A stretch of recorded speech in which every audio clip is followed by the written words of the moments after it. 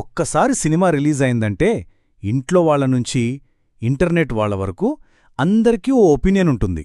అలాగే మా మ్యూజియం జంతువులే సినిమా చూశాక రివ్యూలివ్వడం స్టార్ట్ చేశారు. పాస్ ఖాన్. ఇప్పుడు వాళ్ళ మాటలు వినండి. మీ ఇంట్లో వాళ్లకన్నా హానెస్ట్గా చెప్తారు. Guys what a మూవీరా!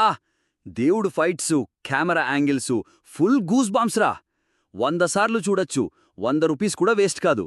లైక్ చే దేవుడు ఒక మనిషిని సేవ్ చేయడం ఓకే, కానీ హెలికాప్టర్లో హిమాలయాస్కి ఎలా వెళ్ళాడు? నాకు మిల్క్లో లాజిక్ ఉంది, కానీ ఈ మూవీలో లేదు. మంచి విజువల్స్, బట్ బ్రెయిన్కి డైజెషన్ ప్రాబ్లం. అమ్మా! క్లైమాక్స్లో ఫైర్లో ఎంట్రీ ఏంటిరా అది? నేను చికెన్ని, కానీ ఆ సీన్ చూసి ఎగ్ పెట్టేశారా? విఎఫ్ఎక్స్ అంటే వామ్, బట్ స్క్రీన్ ప్లే అంటే బాయిల్డ్ ఎగ్లో సాఫ్ట్. ఫస్ట్ ఫైట్ సీన్ వాస్తే అరే నేను ఆకలి మర్చిపోయారా, దేవుడు చేస్తాడ్రా, చాలా చేశాడు. ఎలివేషన్ షాట్లో కెమెరా రొటేట్ అయ్యేలోపు నేను 3 రౌండ్స్ చూశారా, చాలా బావుంది అని అన్నారు.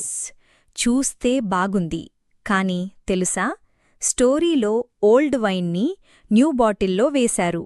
దేవుడు కథ అంటే ఎమోషన్ ఎక్స్పెక్ట్ చేస్తాం, కాని ఇక్కడ మాస్ ఓవర్లోడ్ చేసి లాజిక్ని విషం చేశారు. మూవీ బాగుండి బాస్, క్లైమాక్స్లో చాలా ఎమోషనల్, బట్ ఇంటర్వెల్లో బిర్యానీ స్మెల్ వచ్చింది. నేను మూవీని పాజ్ చేశా. ఎమోషనల్ ప్లస్ ఇఫిన్ కాంబో పర్ఫెక్ట్ ఫ్రైడేరా ఇది. ఓయ్ గాయ్స్, పక్కనవాడు క్లైమాక్స్లో ఎందుకు లాఫ్ చేశాడో అనలైజ్ చేయడం ఆపండ్రా. అరే చిల్ గాయ్స్, సినిమాకొచ్చాం, కోర్ట్ రూమ్కి కాదు. ఒపీనియన్స్ ఉంటాయి అందరికీ, బట్ మనకేం 2.5 hours peace and popcorn.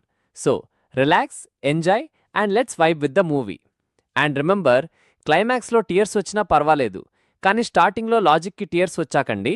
Next షోకి డిబేట్ కాదు, డబుల్ పఫ్స్ తీసుకోండి. పండా చెప్పింది. సినిమా ఏంది?